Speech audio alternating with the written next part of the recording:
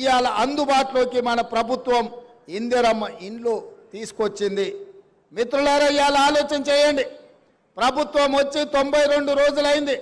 వచ్చిన 48 గంటల్లోనే ఆడబిడ్డల్ని ఆర్టీసీ బస్సుల్లో ఉచితంగా రాష్ట్రంలో ఏ మూలకెళ్ళినా అనా పైసా ఖర్చు లేకుండా ఇవాళ కార్యక్రమాన్ని చేపట్టడం జరిగింది. ఇప్పటికి దాదాపుగా పొన్నం ప్రభాకర్ గారి నేతృత్వంలో 24 కోట్ల పైచలకు ఆడబిడ్డలు ఆర్టీసీ బస్సుల్లో ఉచితంగా ప్రయాణం చేయడం జరిగింది. అదేవిధంగా పేదవాడికి వైద్యం అందక సర్కారు దవాఖానకో ప్రైవేటు దవాఖానకో పోతే మళ్ళీ ఇంటికి వస్తాడో రాడో అనే అనుమానం ఉండే. అట్లాంటిది ఇలా పేదల ఆరోగ్యాన్ని బాగు చేయడానికి రాజీవ్ ఆరోగ్యశ్రీ పథకం ద్వారా 10 లక్షల రూపాయలు పేదవాళ్ళ వైద్యానికి ఈనాడు మన ప్రభుత్వం ఇచ్చింది. ఇక గ్యాస్ పొయ్యి సిలిండర్ గురించి నేను చెప్పాల్సిన అవసరం లేదు, మీకు తెలుసు. ఆ ఎల్ల కట్టెల పొయ్యితో కన్నీళ్లతో వంటలు వండలేక కట్టెల పొయ్యిలో ఊది ఆ పొగ ఊపిరితిత్తులకు పోయి క్యాన్సర్ వచ్చి ఆడబిడ్డలు చచ్చిపోతుంటే ఆడబిడ్డల కన్నీళ్లు తుడవడానికి సోనియమ్మ దీపం పథకం ద్వారా మీకు గ్యాస్ పొయ్యి సిలిండర్ ఇచ్చి 400 రూపాయలకే మీకు ఆ ఎల్ల సిలిండర్ ఇచ్చారు. మరి వెనక్కి తిరిగి చూస్తే 15 ఏళ్ళల్లో మోడీ గారు వచ్చిండ్రు, కేసీఆర్ గారు వచ్చారు. 400 ఉండే సిలిండర్ 1200 రూపాయలు అయింది. అవునా అక్క? అంతేనా?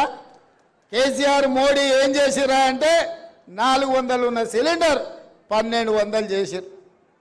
55 రూపాయలు ఉన్న పెట్రోలు 110 రూపాయలు చేశారు. 50 రూపాయలు ఉన్న డీజిల్ 100 రూపాయలు చేశారు. వీళ్ళిద్దరు కలిసి చేసిన ఘనకార్యం ఏందంటే 400 సిలిండర్ 1200 చేశారు.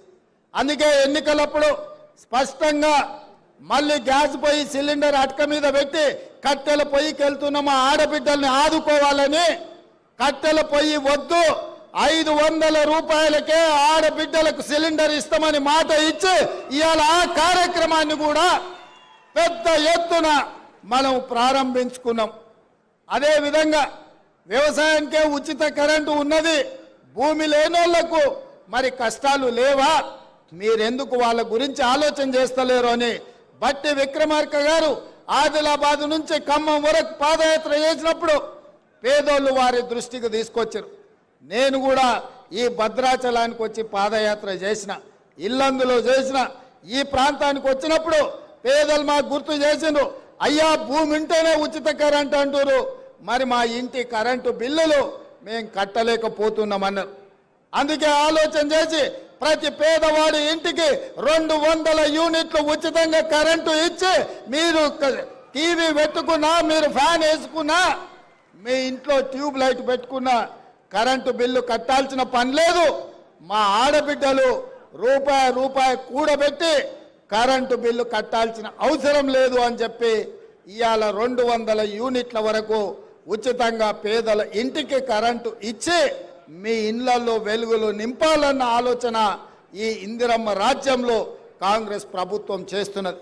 ఇవాళ మీ అందరి సమక్షంలో దేశానికి